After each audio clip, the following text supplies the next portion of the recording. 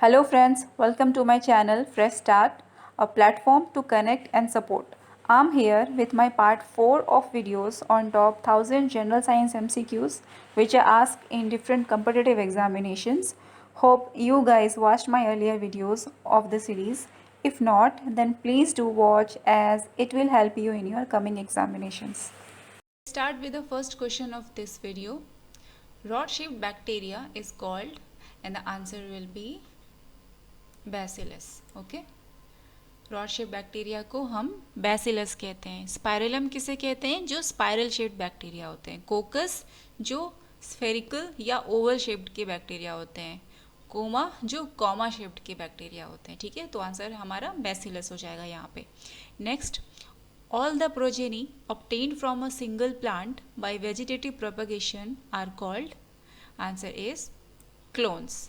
ठीक है, क्या बोलते हैं? क्लोन्स कहते हैं. जो सिंगल प्लांट से दूसरे प्लांट्स को हम ऑब्टेन करते हैं वेजिटेटिव प्रोपगेशन के थ्रू, उसको हम क्लोन्स कहते हैं, जैसे कि कटिंग के थ्रू.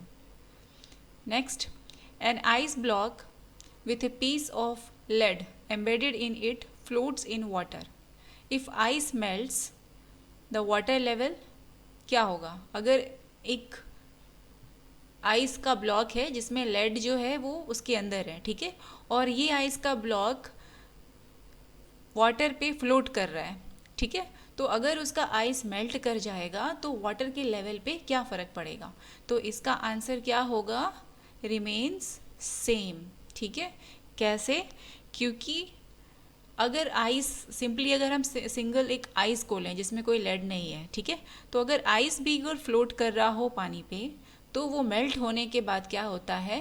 जितना पहले लेवल था उतना ही बाद में भी रहता है. ठीक है, क्यों ऐसे होता है? क्योंकि जब आइस फ्लोट कर रहा था तो उसने जितना वाटर डिस्प्लेस किया, ठीक है ना, अब आइस मेल्ट हो गया तो उसने उतना ही वाटर फिर से उसमें डाल दिया, तो उसका लेवल क्या होता है? सेम रह जाता है. तो वही क्वेश्चन है कि अगर आइस के ब्लॉक में अगर लेड है तब जितना उसका वाटर लेवल था तो वो हमने एक देखा, ठीक है, और अगर आइस मेल्ट कर जाए, बस लेड बच जाए, तो कितना वाटर लेवल होगा? तो जाहिर सी बात है आइस के मेल्ट करने या ना करने से वाटर लेवल सेम रह रहा है, तो हमारा आंसर सेम आएगा. ठीक है, next question, the velocity of heat radiation in vacuum is. इसका आंसर है equal to that of light. Okay, जो हीट की रेडिएशन होती है वैक्यूम में भी लाइट के ही वेलोसिटी के बराबर होती है. Next, ozone hole in the atmosphere is largely caused by the presence of. किसके थ्रू होता है? क्लोरोफ्लोरोकार्बन्स के थ्रू. ठीक है ना, उसके कारण होता है ये. What is a sponge? So answer is an animal. Okay, तो स्पंज क्या होता है? एक एनिमल होता है जो कि फाइलम पॉरीफेरा के अंडर आएगा. ठीक है, तो स्पंज में क्या होता है, या फाइलम पॉरीफेरा के जो एनिमल्स हैं उनमें क्या होगा कि उनमें उनकी बॉडी में पोर्स लाइक स्ट्रक्चर होते हैं, मतलब बहुत सारे पोर्स होते हैं और चैनल्स होते हैं जिनके थ्रू वाटर सर्कुलेट करता है. ठीक है, उनमें कोई भी नर्वस सिस्टम या डाइजेस्टिव सिस्टम या सर्कुलेटरी सिस्टम नहीं होता है. Next, the radioactive element use in heart pacemakers is. कौन सा रेडियो एक्टिव एलिमेंट यूज़ किया जाता है हार्ट पेस मेकर में? आंसर हो जाएगा प्लूटोनियम. ठीक है, जिसको हम प्लूटोनियम 238 यूज़ करते हैं. ठीक है, next, chemical that is use in making artificial rain is. क्या होगा इसका आंसर? Silver iodide. ठीक है, सिल्वर आयोडाइड यूज़ किया जाता है. Next, the element which is commonly use in nuclear reactor for producing electricity bye nuclear fission is. कौन सा एलिमेंट यूज़ किया जाएगा? यूरेनियम. ठीक है, तो इलेक्ट्रिसिटी प्रोड्यूस करने के लिए न्यूक्लियर रिएक्टर में यूरेनियम यूज़ किया जाता है. Okay, next, which of the following blood group may be present in the children of a couple having blood group A and B respectively. ठीक है, तो इसका आंसर हो जाएगा ए बी एन ओ. कैसे होगा वो मैं बताती हूँ. देखो देखो होता क्या है, यहाँ पे फादर और मदर का हमने जीनोटाइप शो किया ब्लड ग्रुप का. ठीक है, तो इसमें क्या है, जैसे ए ब्लड ग्रुप है फादर का, बी ब्लड ग्रुप है मदर का, तो ए ब्लड ग्रुप है मतलब कि उसमें ए जो गैमेट होगा वो ज़्यादा डोमिनेंट होगा और एक रिसेसिव गैमेट होगा, ठीक है। वैसे ही मदर में एक गैमेट डोमिनेंट होगा जो कि बी है और एक रिसेसिव होगा, ठीक है। अगर हम इसे ब्रेक करें तो मैं ए ब्लड ग्रुप को जीनोटाइप जो है उसको गैमेट्स में अगर मैं ब्रेक करूं तो ये हो जाएगा आई ए और स्मॉल आई। जो स्मॉल आई है वो रिसेसिव है, ठीक है। ऐसे ही बी ब्लड ग्रुप का क्या हो जाएगा, I B and small I. Now अब हम हर एक को मदर के साथ कंबाइन करके सेट्स बनाएंगे और फिर देखेंगे कि जो चिल्ड्रन होंगे उनका ब्लड ग्रुप क्या हो सकता है। तो आई ए और आई बी को हम मिलाएंगे, फिर आई ए और स्मॉल आई को मिलाएंगे, वैसे ही स्मॉल आई बी को मिलाएंगे और स्मॉल आई को मिलाएंगे, ठीक है। तो इससे क्या कॉम्बिनेशन बनेगा, आई ए आई बी मतलब ए बी ब्लड ग्रुप। फिर next I A small I मतलब ए ब्लड ग्रुप। क्यों, क्योंकि आई तो रिसेसिव है, वो अपना फिनोटाइप शो नहीं करेगा, तो ए डोमिनेंट है, उसके फीचर्स आएंगे तो ये ए ब्लड ग्रुप बनेगा, ठीक है। Next small I capital I B क्या बनेगा, बी ब्लड ग्रुप। वैसे ही स्मॉल आई अब दोनों ही रिसेसिव हैं तो क्या बनेगा, तो ओ ब्लड ग्रुप बनेगा, ठीक है। तो इसलिए हमारा क्या हो जाएगा आंसर में, चिल्ड्रन का क्या ब्लड ग्रुप्स हो सकते हैं, A B and O. Next, which of the following diseases is caused by a virus. तो आंसर क्या हो जाएगा, पोलियोमाइलाइटिस, ठीक है, जिसे हम पोलियो भी कहते हैं। तो इसमें बेसिकली होता क्या है, हमारा स्पाइनल कॉर्ड का जो ग्रे मैटर होता है उसमें इन्फ्लामेशन आ जाती है, मतलब सूजन आ जाती है, ठीक है। और मेनली पोलियोमाइलाइटिस कैसे होता है, ये मेनली फीको ओरल रूट के थ्रू होता है, इसलिए ओपन में डिफिकेशन नहीं करना चाहिए।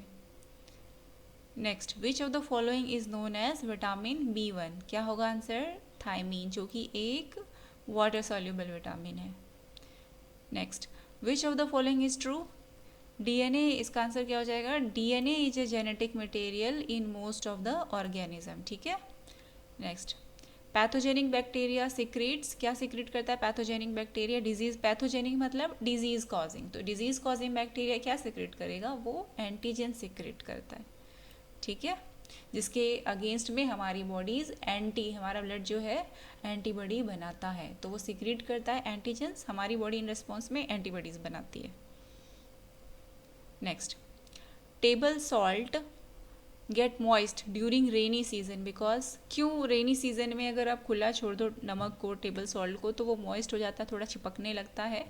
इसका आंसर क्या हो जाएगा, sodium chloride contains hygroscopic impurities like magnesium chloride, इसलिए, ठीक है, कि सोडियम क्लोराइड जो हमारा नमक है उसमें कुछ इम्प्यूरिटीज़ होती हैं जैसे मैग्नीशियम क्लोराइड जो कि हाइग्रोस्कोपिक होती है, मतलब उनकी वाटर की तरफ एफिनिटी होती है, ठीक है, इसलिए मॉइस्ट हो जाता है। Next, which of the following is used as a lubricant in heavy machines. तो आंसर क्या हो जाएगा, ग्रेफाइट, ग्रेफाइट को यूज़ किया जाता है लुब्रिकेंट की तरह हैवी मशीन्स में, ठीक है, क्योंकि उसमें क्या होता है कि ग्रेफाइट जो है वो कार्बन एटम्स के बने हैं जो कि एक हेक्सागोनल यूनिट्स फॉर्म करते हैं और ये एक शीट में अरेंज्ड होते हैं, ठीक है, and each of these sheets are arranged one over another, ठीक है, and there are no proper bonds between these sheets, so these can be used as a lubricant as there will not be any break of bond during the slide of these sheets, ठीक है। Next, the plastic material commonly used for making gear wheels is, gear wheels बनाने के लिए कौन सा plastic material use करते हैं, तो इसका आंसर क्या हो जाएगा, इसका आंसर हो जाएगा नाइलॉन्स, ठीक है, तो नाइलॉन्स यूज़ किया जाता है। Next, the anode of a dry cell consist of, क्या होगा answer, zinc, okay, dry cell का एनोड जिंक का बना होता है और उसका जो कैथोड होता है वो ग्रेफाइट का बना होता है। Next, which are the following is use to iodize common salt, common salt को आयोडाइज करने के लिए क्या यूज़ करेंगे, आंसर हो जाएगा पोटेशियम आयोडेट, ठीक है, तो जो हमारा एडिबल साल्ट होता है, जो हमारा टेबल सॉल्ट होता है उसमें पोटेशियम आयोडेट सॉल्यूशन का स्प्रे किया जाता है आयोडाइज करने के लिए।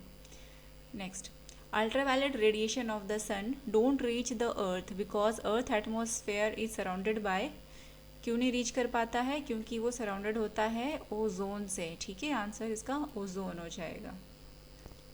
Next, milk is a colloidal system in which, क्या होगा इसका आंसर, इसका आंसर हो जाएगा fat is dispersed in water, okay.